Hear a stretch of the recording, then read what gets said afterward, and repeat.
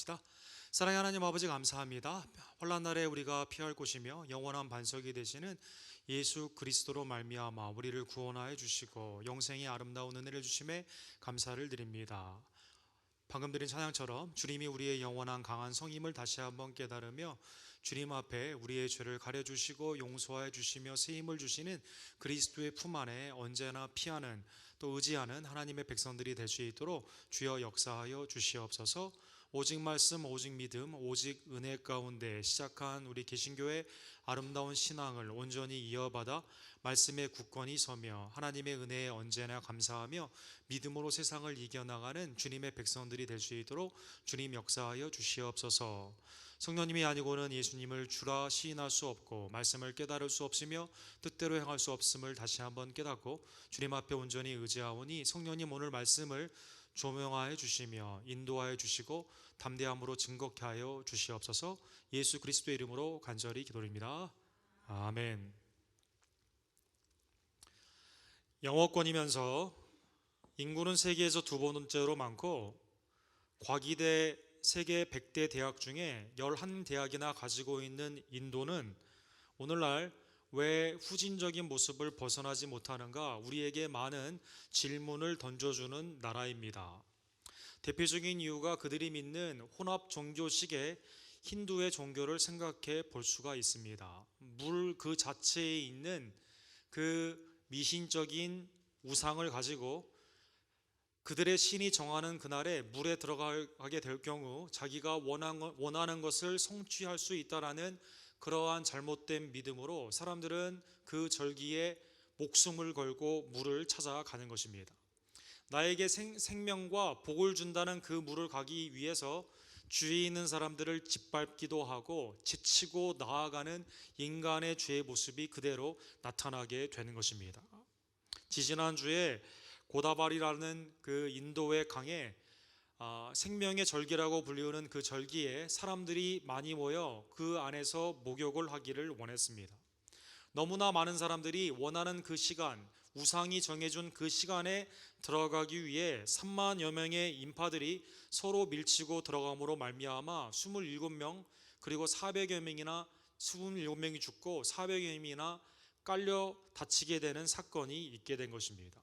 27명의 죽은 사람도 한 나절이 지나고 나서야 죽은 시체를 발견할 수 있었다고 합니다. 내 생명을 위해서는 다른 사람을 죽여도 된다는, 생명의 강이 다른 사람에게는 죽음의 강으로 변하는 그러한 모습이었던 것입니다. 어떻게 과학기술의 첨단, 인공위성을 수없이 날리고 세계의 IT의 강국이며 영어권으로 전혀 무역을 하는데 지장이 없는 최첨단의 그러한 모습을 가진 나라가 대부분의 인구들이 이러한 우상 가운데 무지하고 미련하며 서로를 이렇게 무참히 죽이는 그러한 일로 나아가는 모습을 통해 죄성이 있는 인류의 우리의 모습, 우리의 주위의 모습을 그대로 완전히 보여주고 있다라는 것입니다. 오늘 본문에 보면 지난주에 두란노 서원을 세우는 바울의 그 모습을 보았습니다. 2년 3개월 동안의 혹독한 말씀의 훈련으로 말미암아 아시아 곳곳에 예수 그리스도를 영접하게 되며 지난날의 삶을 이제 회개하고 그 삶의 변화가 새 생명으로 나타나는 수많은 역사들이 나타나게 되었습니다. 그 중에 대표적으로 아데미를 섬기며 그동안 우상을 섬겼던, 주술을 하며 무당 노릇을 했던 그러한 악한 자들이 자기가 그토록 신봉하던 우상에 관련되어 있는 책자들을 이제 다 태우는, 그리고 새로운 삶으로 나아가게 되는 그 일이 말씀의 흥황 가운데 나타나게 된 것입니다. 19절에 보면 그들이 태운 그 책, 마술의 주술의 책 내용만 보더라도 가치로 따지면 약 5만, 은으로 따지면 5만 개나 되게 되는 그러한 가치가 있었다라고 나와 있습니다. 오늘 헬라말에 쓰여진 그 단위를 보게 되면 데나리온으로 해석할 수가 있는데요. 한 데나리온이 보통 한 사람의 일당이라고 생각하게 될 경우 5만 일 동안 일을 해야 되는, 그것은 한 사람이 137년 동안 무척 일을 해야 되는, 오늘날로 말하면 500만 불에서 600만 불의 그러한 돈을 그들이 다 그것을 태움으로 옛날에 자기의 죄를 회개하는 그러한 열매로 이제 다 전소하게 된 것입니다. 예수님을 믿게 되면 그동안 자기가 붙들었던 것, 자기에게 돈을 벌어다 주는 것, 그리고 그것이 나에게 비록 재정적인 손해가 되더라도 새 생명의 역사 가운데 회개의 열매로 확실한 삶의 변화가, 특별히 당시의 주술과 마술 가운데 있는 우상을 섬기던 그러한 무당들을 통해서 변화의 모습으로 나타나게 된 것입니다. 하나님의 말씀이 이렇게 흥황케 되고 하나님의 역사가 이렇게 나타나게 되니까 사탄이 이 일에 기뻐할 리가 없습니다. 하나님의 말씀이 흥황하는 이때 바울 사도는 예루살렘으로 가서 그리고 다시 파송을 받아 로마로 가기를 원했는데, 그때 사탄의 괴계와 계략으로 말미암아 라이엇, 소요가 시작되게 된 것입니다. 폭력적인 사람의 군중에 소란스러운 상태, 질서가 지켜지지 않는 그 모습이 사탄의 계략으로 나타나게 된 것입니다. 거기에 주동자는 24절에 보면 데메드리오라는 사람입니다. 이 사람의 직업은 실버 스미스, 은장색이었다라고 남아 있습니다. 대표적인 에베소 7대 불가사의 가장 거대한 신전을 가지고 있었던 고대의 매우 유력한 우상 중에 대표적인 이 여신, 젖이 많아서 사람들에게 풍요를 약속하고 특별히 많은 자녀를 낳는다는 약속을 해준다는 이 우상의 모형을 뜨는, 은으로 모형을 뜨는 이 사람이 이제 예수님을 영접하게 되니까 사람들이 우상을 버리고 그것을 더 이상 사지 않기 때문에 생업에 큰 타격을 받게 된 것입니다. 그래서 오늘 그가 이렇게 말을 합니다. 신상 모형을 만들어, 아데미 신상 모형을 만들어 직공들에게 적지 않은 벌이를 하게 한 이 사람이 이제 그 마음 가운데 큰 생업의 피해를 입게 된 것이죠. 오늘날에도 아데미 신전을 본뜬, 그리고 이 아데미 여신을 본뜬 많은 실버 코인들이 발견되게 있는데요, 하나님을 영접함으로 말미암아 그리스도를 따르게 됨으로 말미암아 산업이 변화가 되게 되었다는 것입니다. 첫 번째, 데메드리오는 왜 그가 복음을 반대하는가, 불신자의 이유를 우리에게 보여주고 있는데, 그것은 예수님을 믿음으로 말미암아 생업에 지장을 받게 된다는 것입니다. 26절과 27절 초반부에 보면 그 직원들이 전에는 유복하게 잘 살았습니다. 우상을 통해 자의 삶 가운데 재정적인 그 부를 축적했던 그 사람이 바울 사도가 사람의 손으로 만든 것은 신이 아니다, 하나님은 창조주이시며 우리의 구원을 위해 예수 그리스도를 주셨다라는 십자가와 부활의 도를 증거하게 될 때 더 이상 사람들이 사게 되지 않았다라는 것입니다. 그래서 로마의 당시에 이 실버스미스에 관한 그 은장색, 오늘날로 말하면 대장장이들의 그 모습이 많이 나와 있는데요, 예수님을 믿음으로 말미암아 내가 잘 살지 못하게 되었다는 것입니다. 그래서 그뿐만 아니라 모든 사람들을 선동하여 예수님을 믿게 되면 금전적인 손해가 있다라는 생각으로 반대를 하게 된 것입니다. 불신자들은 왜 예수님을 믿지 않으려 할까요? 그 중에 대표적인 것이 예수님을 믿는 것이 재정적인 손해, 시간적인 손해, 그리고 삶 가운데 자기의 삶을 유지할 수 없는, 더 이상 죄의 모습 가운데 나아가지 못하게 하는 손해의 삶이라고 생각하는 불신자의 모습이 데메드리오의 이 선동 가운데 나타나게 되었다는 것입니다. 두 번째, 예수님의 그 복음을 반대하는 이유를 데메드리오가 오늘 본문에 보면 미래의 불확성을 신한 것, 불안한 그 마음을 이제 표현하고 있습니다. 큰 여신 아데미의 신전도 무시당하게 되고 온 아시아와 천하가 위하는 그의 위엄도 떨어질까 하노라. 우리의 복은 큰 여신 아데미인데, 아데미가 예수 그리스도를 믿는 사람들이 늘어나게 되면 화를 낼 게 분명하다라는 것입니다. 그래서 우리 영업을 하는 이 우상에 관련되어 있는 산업뿐만 아니라 모든 아시아에 있는 사람들, 모든 국민들이 아데미 여신의 분노 가운데 다 망하게 된다는 것입니다. 불신자로 대표하는 데메드리오의 논리는 다음과 같이 25절에서 28절에 보면 정리할 수가 있습니다. 아데미의 우상 산업은 나에게 큰 번영을 가져왔다는 것입니다. 그것이 죄냐 아니냐는 중요한 게 아닙니다. 그것을 통해 내가 부자가 되었다는 것입니다. 그런데 어느 날 갑자기 내가 하는 그 우상이 헛된 것이라는 진리를 바울이 증거하게 됩니다. 그 증거 가운데 사람들이 아데미를 버리고 예수님을 믿게 됩니다. 그래서 우상을 사지 않게 되었다는 것입니다. 그래서 내가 전에 누리던 부를 누리지 못함으로 다른 사람들에게도 불안감을 심어줘 공포 가운데 너희도 망하게 될 것이라는 무서움으로 아데미를 계속 섬기게 그는 원했다는 것입니다. 불신자의 그 마음이 왜 예수님을 영접하지 못하는가? 손해되는 삶, 그리고 미래에 대한 공포 가운데 자기의 죄의 스타일을 유지하고 싶어하는 그러한 모습이 이 데메드리오의 논리를 통해 나타나게 된 것입니다. 복음이 한국의 개신교를 통해서 130년 전에 증거되게 되었을 때 당시 한국에는 수많은 무당들이 있었다고 합니다. 모펫 선교사에 의하면 당시 그가 정확히 세어보는 그 통계를 세어보지는 않았겠지만 약 4만 개의 산당과 무당들이 있었다고 합니다. 그래서 그가 처음에 찍었던 사진들이나 그 모습들이 조선시대의 사진으로 보는 조선시대의 그 기록에 잘 나타나 있습니다. 왼쪽에 있는 이 분들이 무당입니다. 모페 선교사가 보면서 매우 놀란 것은요, 관혼상제에서 매일의 삶 가운데 무당들이 얼마나 가깝게 있나를 보면서 매우 놀랐다라고 합니다. 아이를 베고 싶을 때 무당을 불러 구술합니다. 아이가 태어나게 되면 무명장수를 원하기 때문에 또 구술합니다. 병들면 구술합니다. 낫게 되면 구술합니다. 결혼에 누가 배우자가 되어야 되는지 그걸 찾기 위해 또 점을 칩니다. 수많은 이러한 일 가운데 심지어 이것이 하나의 직업군이 되어서 당시 조선의 모습 가운데 오른쪽에 보게 되면 무동이라고 불리우는 이 아이들은요, 어렸을 때부터 구술하는 것을 배우게 되는 이러한 사람들이 많이 있었다는 것입니다.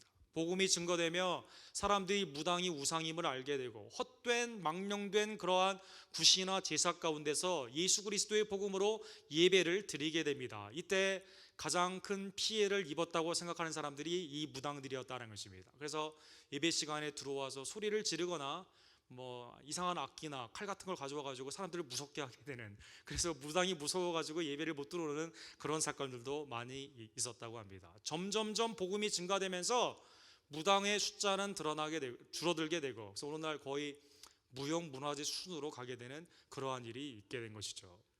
오늘날 우리는 무당을 찾아볼 수는 없습니다. 그러나 복음이 증거되게 되고 성도들이 하나님의 자녀답게 살게 되는 것을 누가 가장 싫어하게 될까요? 21세기 자본주의의 꽃에 살고 있는 미국에서는 놀랍게도 복음을 증거하며 성화되는 것을 싫어하는 많은 죄와 관련되어 있는 산업들이 있다라는 것입니다. 캘리포니아의 메스터 세미너리라는 곳에서 총장을 하시고 또 말씀의 증거를 하시는 존 맥카더 목사님은 ashamed of the gospel, 로마서에 있는 말씀의 반대 말이죠. 나는 복음을 부끄러워하지 아니하노니 복음에는 하나님이 구원하시는 능력이 있어 유대인이나 헬라인이나 차별이 없다라는 그 말씀을 바꾼 것입니다. 이 아래 소 제목을 보게 되면 복음이 언제 부끄러워지게 될까요? 교회가 세상 흉내를 내게 되면, 성도가 성도답게 살지 않게 되면 부끄럽게 된다라는 것입니다. 방탕할수록 잘 되는 산업들이 있습니다. 그러기에 이 산업들에 관련된 것은 미국 전반적으로 복음의 증거 그리고 성화의 삶을 어떻게 사느냐에 따라 왔다 갔다 하게 된다는 것입니다. 담배와 술, 오늘날 가장 많은 사망자를 낳는 그러한 피해가 되는 것이죠. 방탕의 대명사, 성과 음란에 관련되어 있는 수많은 산업들이 연령과 문화와 그리고 그 직업군을 초월하여 오늘날 가장 광범위 뿌리 깊게 미국에 있는 것입니다. 고의자의 금융을 통해서 빛의 노예로 삼고 극부와 극가난으로 극빈으로 나누어지게 합니다. 노름과 복권, 국가가 장려하고 로터리 산업도 하게 되며 그 가운데 막강한 세금을 걷어들이며 동시에 중독자들을 치유하는 이중성을 보이는 것입니다. 마약, 즉각적인 삶의 재미를 주기 위해 이것이 오히려 법제화가 점점점 되고 있는 것이죠. 정당방위를 가장한 총기 산업이 번창하고 있습니다. 그러다 보니 차고 넘치는 것은, 존 맥카더 목사님은 통계를 들어 오늘날 교도소가 차고 넘치게 된다는 것입니다. 이것은 오늘날 주식시장을 통해 서로 주고받는 주식으로도 되게 되고, 미국 전반전 산업의 씬 비즈니스라고 하는 15%에 해당하는 이러한 비즈니스들이 전도와 성도의 성화의 삶을 싫어하는 모습이 된다는 것입니다. 만약 미국이 전체적으로 봉호가 된다면, 모든 성도들이 하나님의 말씀 앞에 온전히 살게 된다면 이러한 산업들은 살아남을 수가 없게 된다는 것입니다. 그러나 전도가 위축이 되고 성도들이 세속화되면서 우리 주위의 이런 일들을 우리가 이용하게 된다면, 여기에 더 어딕티브하게 된다면 이 모든 씬에 관련된 산업들은 오히려 번창하게 된다는 것입니다. 사탄은 오늘날 무당을 통해서도 복음 증거를 막기도 하지만 교묘한 방법으로 우리의 매일의 삶 가운데 이러한 모습으로 하나님의 복음의 증가와 성도의 성화의 삶을 방해하고 있다는 것입니다. 오늘 본문에 보면 데메드리오의 이러한 주장이 말도 안 되는 이 주장이요, 너무나 쉽게 사람들한테 먹히게 됩니다.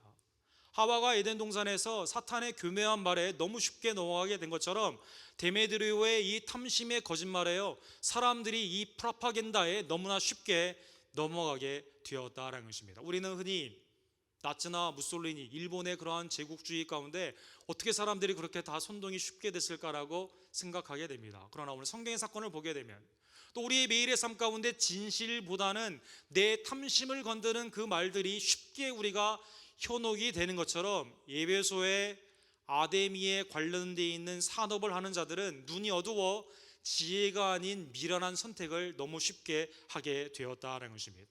에베소 사람들이 아데미여 하면서 다 그들이 모이게 된 것이죠. 아무런 죄를 짓지 않은 바울 선교의 일행이었던 가이오와 아리스다고를 연극 그 극장으로 불러다가 이제 죽이려고 하게 된 것입니다. 너무 쉽게 탐심의 자극이 내 마음의 정욕과 만나게 되면 그것이 진리이냐 거짓이냐를 분별하지 못하고 죄가 그 가운데 스파클링으로 일어나게 되었다는 것입니다. 로마서 1장 11절에 보면 하나님을 알되 하나님을 영원롭게 하지 아니하며 감사하지도 아니하고 오히려 그 생각이 허망하여지며 미련한 마음이 어두워졌나니, 스스로 지혜 있다 하나 어리석게 되는 그 모습이 하나님의 그 진리를 받았음에도 불구하고 감사하지 않고 오히려 거꾸로 허망한 것을 쫓는 그 모습으로 에베소 사람들이, 오늘날 불신자들이, 그리고 믿기는 하지만 하나님 안에 온전한 삶으로 성화되지 못하는 성도의 미약한 모습들이 그 가운데 이렇게 쉽게 선동이 되어 사람을 죽이는 일까지도 앞장서게 되었다는 것입니다.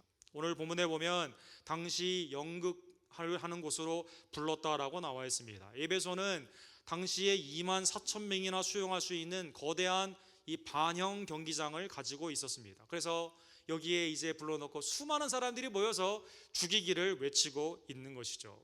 그러나 미련하고 어리석은 인생들이, 그들이 모이는 그 무리가요, 하나의 마음으로 통일될 리가 없습니다. 서로 의견이 달랐다라는 것입니다. 32절에 보면 어떤 사람은 이런 말을 하고 어떤 사람은 저런 말을 하게 됩니다.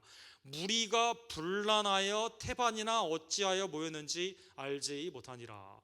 일제히 강을 뛰어들며 서로 죽이는, 그게 생명인지 죽임인지도 알지 못하는 우상에 속해 있는 그 사람들처럼 오늘 모이긴 모였어요. 마치 아데미가 나의 생명을 주는 양 외치면서 모이긴 모였습니다. 그런데 모여놓고 보니까 이 사람을 죽이려고 하니까 우리가 왜 여기서 이거 하고 있지라고 생각이 엇갈리게 되었다는 것입니다. 이때 하나님의 섭리의 보호하심이 하나님이 세워주신 공권력을 통해서 나타나게 됩니다. 로마서 13장에 보면 하나님께서 이 땅에 공권력을 주신 이유는 선을 장려하고 악을 제어하기에 주신 것이죠. 에베소의 법정인 일을 감당하는 서기장이 이 소식을 듣고 수많은 사람들이 모여 있으니까 왜 모였는가를 일일이 말을 들어 이제 정리를 하게 됩니다. 말을 들어보니까요, 바울이나 바울의 일행이 거짓말한 적이 없습니다. 그들이 무엇을 훔친 적이 없습니다. 사람들한테 해를 끼친 일이 하나도 없다라는 것입니다. 비방도 하지 않습니다. 사람들에게 어떠한 위협도 하지 않습니다. 오히려 거짓, 비방, 그리고 위협을 준 것은 데메드리오였다라는 것입니다. 그래서 40절과 41절에 보면 이렇게 그가 선언을 하게 됩니다. 오늘 아무 까닭도 없는 이 일에 우리가 소요 사건으로 책망받을 위험이 있고 우리는 이 불법 집회에 관하여 보고할 자료가 없다 하고 이에 그 모임을 흩어지게 하니라. 이런 본문에 보면 불법 집회라는 단어가 나오게 됩니다. 오늘 굉장히 많이 듣는 단어이죠. 불법 집회는 무엇입니까? 공식적인 허가를 받지 않고 자기들의 그 어젠다를 관철하기 위해서 모이게 된 것이죠. 이 집회는 매우 위험한 집회입니다. 이것을 통해서 사람을 죽이기도 하고 이것을 통해서 질서가 무너지는 혼란 가운데 나아가게 되는 것이죠. 서기장은 하나님을 알았는지 몰랐는지는 모르지만 적어도 하나님이 세워주신 공권력 아래서의 그 목적을 그대로 양심에 따라 수행하게 된 것입니다. 하나님이 이 가운데 개입하심으로 말미암아 모인 자들을 흩트게 되는 것이죠. 아리스타고와 가이오를 이제 풀어주게 되게 되었다는 것입니다. 오늘 본문의 말씀을 통해서 어떻게 보면 비이성적이고 어리석기 짝이 없는 이 사건을 통해 불신자의 그 마음을 한번 살펴보기를 간절히 원합니다. 적용의 첫 번째로 여러분과 저는 불신자를 두려워하지 않기를 간절히 원합니다. 불신자가 스테디움에 2만 4천 명이 모였다 하더라도요, 하나님이 없는 그들, 그리고 서로 말이 다른 그들, 진리를 알지 못하는 어리석음 앞에 절대 우리는 두려워해서는 되지 않는다라는 것입니다. 여러분, 지성에서 영성으로라는 그 책을 그의 신앙의 간증으로 쓴 이어령 전 문화부 장관 교수님이 계시죠. 그는 원래 반기독교인이었습니다. 그러나 딸이 지병이 있고 딸의 기도 가운데 복음을 이제 듣게 되고 끈질긴 하나님과의 스트러글 가운데 하나님의 은혜를 그가 깨닫게 되어 주님을 영접하게 됩니다. 그래서 지성은 질문을 낳지만 영성은 믿음을 낳는다, 아주 유명한 말을 했죠. 그분이 많은 간증을 통해서 두 가지의 두려움에 대해 이렇게 말을 합니다. 신자도 두려움이 있다라는 것이죠. 신자의 두려움은 무엇일까요? 여러분과 제가 복음을 증거할 때 우리가 두려워하는 것은 무엇일까요? 그것은 상대방이 복음을 거절하는 것에 대한 두려움이 있다는 것이죠. 그리고 그로 말미암아 관계가 훼손될 것 같은 좌절, 그 두려움이 있다라는 것입니다. 그래서 복음의 능력을 온전히 믿지 못하고 맡기지 못한다라는 것입니다. 이것은 이어령 교수님의 개인의 간증입니다. 그가 반기독교인으로 많은 글을 쓰고 나아가게 될 때 많은 사람들이 그에게 와서 복음을 증거하긴 했다고 합니다. 복음을 어떤 사람이 예수님 믿으세요라고 말을 해요. 그러면 이어령 교수가 반기독교적인 생각, 얼마나 또 말을 잘합니까? 글을 잘 씁니까? 그걸로 말미암아 말을 합니다. 난 이러이러해서 예수님을 안 믿습니다라고 하면 복음을 증거하는 자가 너무 쉽게 두려워서 간다라는 것입니다. 그렇지, 이렇게 뛰어난 사람 내가 어떻게 복음을 증거하게 되는가 보냐, 그냥 물러갔다는 것이죠. 두세 번 잡으면서 복음의 능력을 믿고 계속 예수님을 증거했어야 되는데 그의 경험을 보게 되면 그의 지식, 그의 지혜를 너무 높이 보기 때문에 두려워하기 때문에 그가 믿지 않으면 그냥 금방 도망가듯이 갔다라는 것입니다. 여러분과 저는 복음의 능력을 믿기를 간절히 원합니다. 차별 없이 복음의 능력, 성령의 은혜 가운데 어떠한 지혜자나 미련한 자라 하더라도, 자유인이나 종이나 하더라도, 유대인이나 헬라인이나 남자나 여자나 차별 없이 하나님이 복음을 통해 구원함을 믿으며 그 능력의 복음을 두려움 없이 증거하기를 간절히 원합니다. 그러면 이어령 교수는 왜 복음을 받아들이는데 어려워했을까요? 그것을 오늘 그 사람은 책을 통해서 불신자의 두려움이다라고 표현한 것입니다. 복음을 통해 이어령 교수가 이렇게 말합니다. 내 치명적인 죄들이 드러나는 게 두려웠다라는 것입니다. 복음을 듣게 되었을 때 마음에 움찔움찔하는데 이거를 내가 다 드러내면 내 그동안 쌓았던 모든 명예, 내가 사람들한테 평가받았던 내 위치, 이런 것들이 비참하게 없어질 것 같은 그러한 두려움이 있었다는 것입니다. 지금까지는 내 노력, 내 의지로 살아왔는데 주님 앞에 모든 것을 맡겨야 되는, 누가 내 삶의 주인인가? 예수님이 주인이라고 말하는 그 복음을 내가 주인 노릇하는 그 생애의 습관 가운데는 미래를 맡기기가 힘들었다라는 것입니다. 오늘 본문의 말씀을 통해서 수많은 폭동으로 사람들이 믿는 자를 핍박한다 하더라도요, 우리는 불신자들을 두려워하지 않기를 간절히 원합니다. 오히려 그들을 축복하며 그들을 위해 복음을 계속 때를 얻든지 못 얻든지 증거하는 하나님의 백성들 되기를 간절히 원합니다. 두 번째, 오늘 적용의 말씀을 통해서 불신자처럼 여러분과 저는 살지 않기를 간절히 원합니다. 불신자가 오늘 데메드리오의 마음을 통해서 무엇 때문에 주저를 하고 복음을 반대합니까? 생업의 손해, 그리고 두 번째가 미래의 불안감이다라고 나와 있습니다. 여러분, 우리가 예수님을 온전히 믿고 주님 앞에 헌신하지 못하게 하는, 주저케 하는 것은 무엇일까요? 불신자들과 같은 이유와 비슷해서는 되지 않는다는 것입니다. 혹시 우리가 주님의 일을 하게 될 때 나에게 시간적인 손해, 재정적인 손해, 삶의 손해가 있다고 생각하고 있지는 않은지요? 지금까지 내가 쌓았던 그 모든 것들 가운데 미래를 다시 한번 이것을 놓고 주님 앞에 온전히 나 자신을 부인하고 나아가는 그것을 온전히 우리가 여전히 놓지 못하고 옛 습관 가운데 불신자처럼 생각하고 있지는 않을까요? 불신자처럼 살아서는 되지 않는다는 것입니다. Christianity in Crisis, 위기에 있는 기독교라는 뉴스윅 그 특집 기사에 보게 되면 예수님이 십자가에서 내려와가지고 이제 건강하게 걸어가는 사파가 이렇게 나와 있습니다. 예수님의 십자가의 고난, 그 십자가의 종교인 기독교가요, 어느덧 프로스퍼리티, 번영의 종교가 되어서 아무도 십자가를 지려고 하지 않는다는 것입니다. 내 종교의 삶, 거기에 예수님을 살짝 얹어 놓고자 하는 그러한 모습으로 나아간다라는 것입니다. 세상에 선한 영향력, 복음을 통해 합당한 삶을 통해서 고난이 있지만 믿음으로 살아가야만 죄와 관련되어 있는 모습들이 줄어들게 될 텐데, 그것과 비슷한 모습으로 가다 보니 교회와 세상이, 성도와 불신자가 구별이 매우 불가능하다는 것입니다. 베드로전서 4장 3절에 보면 너희가 음란과 정욕과 술취함과 방탕과 향락과 무법한 우상 숭배를 하여 이방인의 뜻을 따라 행한 것은 지나간 때가 족하도다. 지나간 때가 족하도다. 혹시 여러분 가운데 아직도 그 방탕함을 인조하는, 술과 또 다른 여러 가지 죄 가운데 있는 사람이 있으면 지나간 때가 충분히 마셨으니까 이제 안 마셔도 되는 것입니다. 지나간 때가 족하다, 충분히 했다라는 것입니다.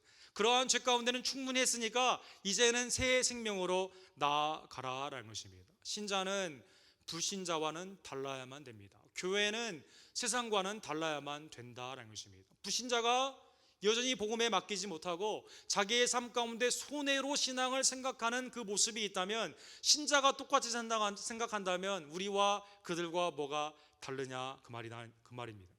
우리와 똑같이, 불신자들처럼 우리도 똑같이 죄와 관련되어 있는 산업 가운데 나아가게 된다면 하나님이 우리를 보시면서 기뻐하겠느냐라는 것입니다. 오늘 본문의 말씀을 깊이 뒤돌아보며 나는 신자로서, 믿는 자로서 무엇이 다른가 뒤돌아보기를 간절히 원합니다. 세상의 얼터너티브 라이프 스타일, 세상과는 대체의 그 하나님의 놀라운 영광의 모습으로 나아가는 우리 언덕교회와 우리 성도들의 삶이 되기를 간절히 원합니다. 세 번째로, 그러한 의미에서 우리는 이미 그리스도 안에서 승리케 하신 하나님 앞에 온전히 붙잡히고 헌신하는 성도들이 되기를 간절히 원합니다. 에베소에 있는 이 문제는 나중에 고린도의 교회 안에서 발견하게 되죠. 죄, 방탕, 술의 문제, 그리고 수많은 여러 가지 음란의 문제들이 그 가운데 나타나게 됩니다. 여기에 바울 사도는 새 생명 부활이 너희에게 그리스도의 첫 열매로 나타나기 때문에 부활을 약속받은 너희들은 달라야 된다라고 부활장을 통해 설명하게 됩니다. 그리고 57절과 58절에 이렇게 마무리합니다. 우리 주 예수 그리스도로 말미암아 우리에게 승리를 주시는 하나님께 감사하노니. 수많은 불신자들이 세상이 여러 가지 모습으로 우리를 유혹한다 하더라도 우리를 위해 죽으시고 부활하신 그리스도가 여러분과 저에게 이미 이기게 하셨다라는 것입니다. 그리스도 안에 있는 자에게는 그러한 의미에서 결코 정죄함이 없으며 믿음으로 하나님을 기쁘시게 하는 아름다운 특권의 놀라운 은총을 받게 된 것입니다. 그러므로 58장의 말씀이 우리의 삶 가운데 주님 앞에 헌신으로 나아가는 결단의 말씀이 되기를 원합니다. 58장 우리 다 같이 읽도록 하겠습니다. 그러므로 내 사랑하는 형제들아, 견실하며 흔들리지 말고 항상 주일에 더욱 힘쓰는 자들이 되라. 이는 너희 수고가 주 안에서 헛되지 않은 줄 암이라. 부활의 약속, 승리를 우리가 이미 약속받았기 때문에 우리의 삶 가운데 핍박과 세상의 미혹이 있다 하더라도 우리는 믿음으로 세상을 예수 그리스도로 이길 수 있다라는 것입니다. 우리 언덕교회에 있는 성도 여러분, 불신자를 두려워하지 아니하며 그들이 스테디움에 수많은 사람이 모여서 나를 핍박한다 하더라도 하나님 보시기에는 믿음으로 하나님을 기쁘시게 못하기 때문에요, 아무런 의미가 없습니다. 그들이 세상의 권력과 세상의 미혹으로 우리를 핍박한다 하더라도 그리스도가 나를 위해 죽으시고 부활하셨음을 온전히 믿으며 그 승리 가운데 세상과는 다른 성도의 라이프 스타일로 주님을 영화롭게 하는, 흔들리지 않는 견고한 신앙으로 하나님을 기쁘시게 하는 거룩한 교회가 되기를 주님의 이름으로 간절히 축원합니다. 기도하겠습니다. 사랑의 하나님 아버지, 감사합니다. 오늘 데메드리오의 그 주장을 통해서 복음을 왜 세상이 받아들이지 않고 반대하는가를 살펴보게 하심에 감사를 드립니다. 하나님, 우리가 말씀과 기도 가운데 성화되지 못할 때 어느덧 세상을 본받아 우리도 주님을 섬길 때 그런 계산을 하고 있지는 않은지요. 미래가 하나님의 주권에 있음을 깨닫지 못하고 내 뜻대로 준비하며 내가 왕노릇 할 때가 얼마나 많이 있던지요. 신앙생활을 손익 계산을 하며 살 때가 얼마나 많이 있던지요. 그러기에 세상을 두려워하고 미래가 불안하며 또 세상에 있는 권력자들 앞에 굴복할 때가 얼마나 많이 있는지요. 오늘 본문을 통해 우리의 죄를 회개하오니 주님 용서하여 주시옵소서. 옛삶의 그 죄는 옛날에 족했음을 다시 한번 깨달으며 이제는 거룩하고 신실한 하나님의 백성으로 하나님을 기쁘시게 하는 믿음의 아름다운 사역자들이 되기를 간절히 원합니다. 세상을 부러워하지 않도록 도와주시며 세상의 미혹과 위협을 믿음으로 온전히 승리하는 하나님의 백성들이 될 수 있도록 주여 역사하여 주시옵소서. 하나님, 우리 성도님들의 매일의 삶을 통해서 거룩이 진보되기를 간절히 원합니다. 우리가 가는 그곳에 빛과 소금이 될 수 있도록 도와주시고 은혜의 언약자로서 하나님의 복음을 증거하는 아름다운 역사를 주님 허락하여 주시옵소서. 예수 그리스도의 이름으로 간절히 기도드립니다.